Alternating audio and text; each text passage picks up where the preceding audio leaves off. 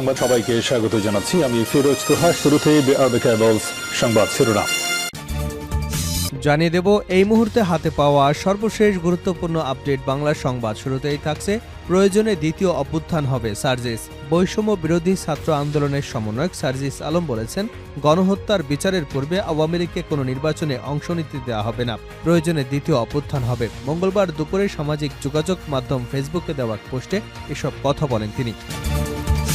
এবারে জানাবো, মামুন, জিয়াউল সহ ৮ জনকে ট্রাইব্যুনালে হাজির করা হবে আগামীকাল। জুলাই আগস্টে গণহত্যার অভিযোগের মামলায় আন্তর্জাতিক অপরাধ ট্রাইব্যুনালে আগামীকাল হাজির করা হবে সাবেক আইজিপি চৌধুরী আব্দুল আল মামুন, সাবেক সেনা কর্মকর্তা জিয়াউল আহসান সহ ৮ জনকে। মঙ্গলবার প্রসিকিউটর আব্দুল আল মামুন বিষয়টি নিশ্চিত করেছেন। জানাবো, দক্ষিণ ভারতের কর্ণাটক রাজ্যে চিত্রদুর্গায় ৬ বাংলাদেশিকে গ্রেপ্তার করা হয়েছে। পুলিশ জানিয়েছে তারা অবৈধভাবে ভারতে প্রবেশ করেছিল এবং কর্ণাটকে প্রবেশের আগে পশ্চিমবঙ্গে অবস্থান করেছিল। গ্রেপ্তারকৃতরা হলেন শেখ সাইফুর রহমান, মোহাম্মদ সুমন হোসেন আলী, মাজহারুল, আজিজুল শাইখ, মোহাম্মদ শাইখ শিকদার এবং সানোয়ার হোসেন। এদিকে হাসনাতের পর এবার শিবির সেক্রেটারির কড়া বার্তা। ফ্যাসিবাদ পুনর্বাসনের চেষ্টাকারীদের জন্য কড়া বার্তা দিয়েছেন বাংলাদেশ ইসলামী ছাত্র শিবিরের সেক্রেটারি জেনারেল জাহিদুল ইসলাম। যারা এই মিশনে আছেন তাদের সাবধান করে দিয়েছেন তিনি। মঙ্গলবার দুপুরে নিজের ভেরিফাইড ফেসবুক পেজে দেওয়া এক দীর্ঘ স্ট্যাটাসে এই হুঁশিয়ারি দেন তিনি। অর্থের বিনিময়ে ফ্যাসিবাদকে রাশিয়ার গুরুত্বপূর্ণ জায়গায় পদায়ন করা হচ্ছে দাবি করে তিনি লিখেছেন, ফ্যাসিবাদ পুনর্বাসনের জন্য ছাত্র জনতা জীবন দেয়নি। এবারে থাকছে ভোরে ঝটিকা মিছিল, রাতে গ্রেপ্তার ছাত্রলীগের 2 নেতা।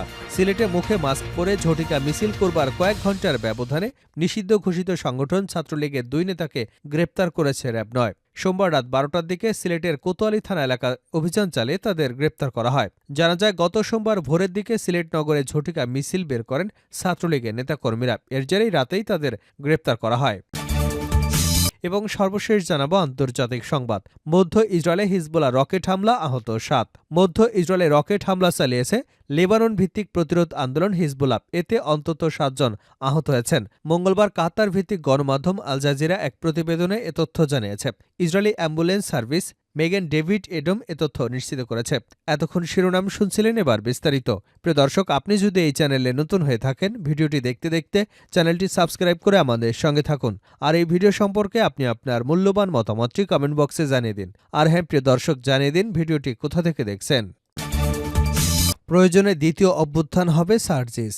বৈষম্য বিরোধী ছাত্র আন্দোলনের সমন্বয়ক সার্জিস আলম বলেছেন, গণহত্যার বিচারের পূর্বে আওয়ামী লীগকে কোনো নির্বাচনে অংশ করতে দেব না, প্রয়োজনে দ্বিতীয় গণঅভ্যুত্থান হবে।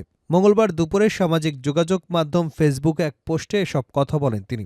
এদিকে বৈষম্য বিরোধী ছাত্র আন্দোলনের আহ্বায়ক হাসনাত আবদুল্লাহ ফেসবুকে এক পোস্টে বলেছেন, ছেলেদের রক্তের উপর পা রেখে দিল্লিকে কিবলা বানিয়ে ক্ষমতার মসনদে যাওয়ার আকাঙ্ক্ষা জনগণের মুক্তি নিয়তের সঙ্গে বিশ্বাসঘাতকতা। আওয়ামী পুনর্বাসনের জন্য যারা উদ্যোগ নেবে তাদেরকে ইতিহাস গণশত্রু হিসেবে চিহ্নিত করবে। ওই পোস্টে হাসনাত আবদুল্লাহ আরও লিখেছেন, জুলাই অভ্যুত্থানের স্পিরিটকে যারা ধারণ করে, যারা গণমানুষের আশা আকাঙ্ক্ষার প্রতিফলন ঘটাতে চায়, তারা 24 পরবর্তী বাংলাদেশ আওয়ামী লীগের বিচার নিশ্চিত করবার দাবি ছাড়া আওয়ামী লীগ নিয়ে রাজনৈতিক অঙ্গনে আর কোনো দ্বিতীয় বক্তব্য দিতে পারে না। অন্যদিকে সম্প্রতি ভারতীয় সংবাদ মাধ্যম দ্য হিন্দুকে দেওয়া সাক্ষাৎকারে প্রধান উপদেষ্টা ড মোহাম্মদ ইউনুস বলেছেন, আগামী নির্বাচনে সব রাজনৈতিক দলের অংশগ্রহণ নিশ্চিতের পক্ষে বিএনপির যে অবস্থান নিয়েছে তা উপেক্ষা করা হবে না। ড ইউনুসের কাছে প্রশ্ন রাখা হয়, আওয়ামী লীগ কি আগামী নির্বাচনে প্রতিদ্বন্দ্বিতার সুযোগ পাবে? জবাবে তিনি বলেন, এটা ইতিমধ্যেই ঘোষিত হয়েছে। আমরা রাজনৈতিক দলের বিষয়ে কোনো সিদ্ধান্ত নিতে চাইনি, বিএনপি এটা করেছে। তারা বলেছে সব রাজনৈতিক দল অবশ্যই নির্বাচনে প্রতিদ্বন্দ্বিতা করবে, সুতরাং তারা ইতিমধ্যে রায় দিয়েছে। আমরা দেশের একটি প্রধান রাজনৈতিক দলের মতামতকে উপেক্ষা করব না। মামুন, জিয়াউল সহ ৮ জনকে ট্রাইব্যুনালে হাজির করা হবে আগামীকাল। জুলাই আগস্টে গণহত্যার অভিযোগের মামলায় আন্তর্জাতিক অপরাধ ট্রাইব্যুনালে আগামীকাল হাজির করা হবে সাবেক আইজিপি চৌধুরী আব্দুল আল মামুন, সাবেক সেনা কর্মকর্তা জিয়াউল আহসান সহ ৮ জনকে।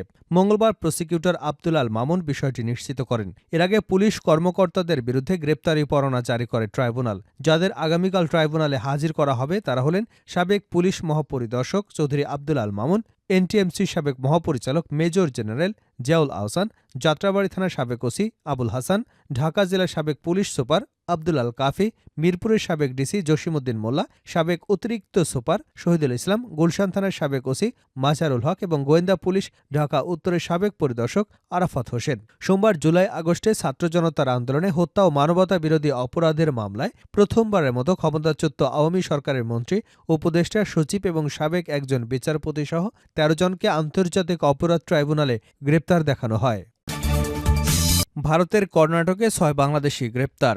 দক্ষিণ ভারতের কর্ণাটক রাজ্যের চিত্রদুর্গায় ৬ বাংলাদেশিকে গ্রেপ্তার করা হয়েছে। পুলিশ জানিয়েছে তারা অবৈধভাবে ভারতে প্রবেশ করেছিল এবং কর্ণাটকে প্রবেশের আগে পশ্চিমবঙ্গে অবস্থান করেছিল। গ্রেপ্তারকৃতরা হলেন শেখ সাইফুল রহমান, মোহাম্মদ সুমন হোসেন আলী, মাজহারুল আজিজ, মোহাম্মদ সাইক শিকদার এবং সানোয়ার হোসেন। পুলিশ জানিয়েছে এই ব্যক্তিরা কাজের সন্ধানে এসেছিল। কর্ণাটকে প্রবেশ করার পরে তারা চিত্রদুর্গায় আসার আগে অনেক জায়গায় ঘুরে দেখেছিল। জিজ্ঞাসাবাদের সময় তারা পুলিশকে একথা বলেছে। পুলিশ তাদের অবৈধভাবে তৈরি করা ভারতীয় পরিচয়পত্র, আধার কার্ড, প্যান কার্ড এবং শনাক্তকরণের অন্যান্য প্রমাণ বাজেয়াপ্ত করেছে। তদন্তে দেখা গেছে ওই ব্যক্তিরা বাংলাদেশ থেকে ভারতে প্রবেশের পর কলকাতায় জাল পরিচয়পত্র সংগ্রহ করেছিল। চিত্রদুর্গায় হালালকেরে রোডের অরবিন্দু গার্মেন্টস এবং হোয়াইটস ওয়াশ গার্মেন্টসের কাছে ধবলগিরি লেআউটের দ্বিতীয় ফেজে পুলিশ টহল চলাকালীন ৬ জনকে গ্রেপ্তার করে। পরবর্তী আইনানুগ ব্যবস্থা নিয়ে আলোচনা চলছে বলে জানিয়েছে পুলিশ। প্রসঙ্গত, গত মাসে কর্ণাটকে উডুপি জেলায় অবৈধভাবে অবস্থানরত ৮ বাংলাদেশি নাগরিককে হেফাজতে নেওয়া হয়। তারা গত ৩ বছর ধরে বৈধ পাসপোর্ট এবং ভিসা ছাড়াই জেলার হুদ গ্রামে বসবাস করে আসছিলেন। হাসনাতের পর এবার শিবির সেক্রেটারির কড়া বার্তা। ফ্যাসিবাদ পুনর্বাসনের চেষ্টাকারীদের জন্য কড়া বার্তা দিয়েছে বাংলাদেশ ইসলামী ছাত্র শিবিরের সেক্রেটারি জেনারেল জাহিদুল ইসলাম। যারা এই মিশনে আছেন তাদের সাবধান করে দিয়েছেন তিনি। মঙ্গলবার দুপুরে নিজের ভেরিফাইড ফেসবুক পেজে দেওয়া এক দীর্ঘ স্ট্যাটাসে এই হুঁশিয়ারি দেন শিবির সেক্রেটারি। অর্থের বিনিময়ে ফ্যাসিবাদকে রাষ্ট্রের গুরুত্বপূর্ণ জায়গায় পদায়ন করা হচ্ছে দাবি করে লিখেছেন তিনি, ফ্যাসিবাদ পুনর্বাসনের জন্য ছাত্র জনতা জীবন দেয়নি। অর্থের বিনিময়ে ফ্যাসিবাদকে রাষ্ট্রের গুরুত্বপূর্ণ জায়গায় পদায়ন করা হচ্ছে, এমনকি হত্যা মামলা থেকে নাম বাদ দেওয়া হচ্ছে, এমন অসংখ্য তথ্য ডকুমেন্ট আমরা পেয়েছি। এমনটি হবার কথা ছিল না। যারা এই প্রজন্মের পালস বুঝতে পারছে না তারা বোকামি করছে। যারা ফ্যাসিবাদ পুনর্বাসনের মিশনে নেমেছেন সাবধান হয়ে যান, রিয়েলি সাবধান হয়ে যান, নতুবা পরিণতি সামাল দিতে পারবেন না। তিনি আরও লিখেন, একাকী নীরবে আন্দোলনের দিনগুলো মনে হলে এখনও রক্তকণিকা হিম হয়ে আসে, স্তব্ধ হয়ে যায়। আমাদের ভাইদের রঞ্জিত ক্ষতবিক্ষত চেহারা, একটু পরপরই সারা দেশ থেকে আহত কিংবা শাহাদাতের সংবাদ। কি এক বিভীষিকাময় দিন ছিল দিনরাত্রির ক্ষণগুলো। কি করব আমরা, কি করা উচিত? সামনে অগ্রসর হব নাকি পিছিয়ে যাব? ময়দান আর ভাবনা লড়াইতে ক্লান্ত হয়ে যেতাম, কিন্তু শহীদদের কথা মনে করে সবাই উদ্যম ফিরে পেতাম। শিবির সেক্রেটারি বলেন, আমরা যারা সেদিন শহীদ হিসেবে কবুল হইনি, আমাদের শরীরে হাজারো শহীদের রক্তের দাগ লেগে আছে। আমরা সেই রক্তের ঘ্রাণ অনুভব করি, নিজেদের আমরা আসল শহীদ মনে করি। তাই আমাদের সামনে কোনো অন্যায় হলে আমরা শাহাদাতের লেবাসে সেখানে আঘাত হানব। যেখানেই ফ্যাসিবাদী চিন্তা কাজ হবে সেখানেই আমরা প্রলয়ের মতো আঘাত হানব। এর আগে মঙ্গলবার দুপুরে বৈষম্য বিরোধী ছাত্র আন্দোলনের সমন্বয়ক হাসনাত আবদুল্লাহ তার ফেসবুক পেজে লিখেছেন, ছেলেদের রক্তের উপর পা রেখে দিল্লিকে কিবলা বানিয়ে ক্ষমতার মসনদে যাবার আকাঙ্ক্ষা জনগণের মুক্তির নিয়তের সঙ্গে বিশ্বাসঘাতকতা। আওয়ামী পুনর্বাসনের যারা উদ্যোগ নেবে তাদের ইতিহাস গণশত্রু হিসেবে চিহ্নিত করবে। শেষ করছে আন্তর্জাতিক সংবাদ দিয়ে। মধ্য ইসরায়েলের হিজবুল্লাহ রকেট হামলা, আহত ৭। মধ্য ইসরায়েলে রকেট হামলা চালিয়েছে লেবানন ভিত্তিক প্রতিরোধ আন্দোলন হিজবুল্লাহ। এতে অন্তত ৭ জন আহত হয়েছে। মঙ্গলবার কাতার ভিত্তিক সংবাদ মাধ্যম আল জাজিরা এক প্রতিবেদনে এ তথ্য জানিয়েছে। Israeli ambulance service Magen David Adom এ তথ্য নিশ্চিত করেছে। ইসরায়েলি সামরিক বাহিনী জানিয়েছে, লেবানন থেকে ৫টি প্রজেক্টাইল এবং ১০টি রকেট ছোড়া হয়েছে। এর মধ্য থেকে কয়েকটি প্রজেক্টাইল ইসরায়েলি সীমানায় প্রবেশ করেছে। ফলে বৃহত্তর তেল আবিব এলাকার ড্যান, শেরন এবং মেনাশে অঞ্চলে সতর্কতামূলক সাইরেন বেজে ওঠে। তারা আরও জানিয়েছে, আরও কয়েকটি প্রজেক্টাইল ভূপাতিত করা হয়েছে, আর কিছু ইসরায়েলি সীমানায় প্রবেশের আগেই প্রতিহত করা হয়েছে। ইসরায়েলি বাহিনী আরও জানায়, লেবানন থেকে ইসরায়েলের অ্যাপার গ্যালালি এলাকাকে লক্ষ্য করে 10টি রকেট ছোড়া হয়েছে। এর মধ্যে কয়েকটি ইসরায়েলি সীমানায় আসার আগেই প্রতিহত করা হয়েছে, আর কয়েকটি ইসরায়েলি সীমানায় প্রবেশের পর উন্মুক্ত স্থানে ভূপাতিত করা হয়েছে। এ সময় কোনো রকেট ওই এলাকায় আঘাত হেনেছে কিনা এ বিষয়ে কিছু জানা যায়নি।